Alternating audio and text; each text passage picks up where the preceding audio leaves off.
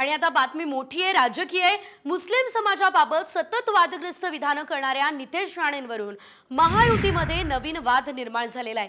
अजित पवार यांच्या आमदारांनी आता थेट देवेंद्र फडणवीस यांना नितेश राणे यांची तक्रार केली आहे। नितेश राणे यांच्या विधानाची चौकशी करून कारवाई करण्याची मागणी आमदार सतीश चव्हाण यांनी केली आहे। तर नितेश राणे यांनी माईक दिसला की उड्या मारू नये असं म्हणत अमोल मिटकरी यांनी चांगलाच टोला लगावलाय।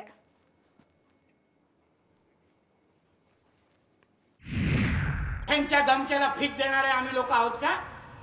ह्याच्यातले कुठलेही तर आम्ही सांगतोय, चला या पोलिसांना 1 दिवसाची सुट्टी मी देतो, तुम्ही तुमची ताकद दाखवा आणि हिंदू म्हणून आम्ही आमची ताकद दाखव। पत्रकार दिसले आणि समोर बूम दिसला का फक्त उड्या मारू नये, पहिल्यांदा माहिती घ्यावी आणि नंतर बोलावं। आणि शेवटी अजितदादांनी जे मांडलं ते स्पष्टपणे मांडलं, काल बुलढाण्याला पण मांडलं। कुठल्याही धर्माच्या विरुद्ध कोणी आक्षेपार्ह वक्तव्य करत असेल, इतकंच काय त्यांच्या वडिलांनी पण त्यांना समज दिलेली आहे।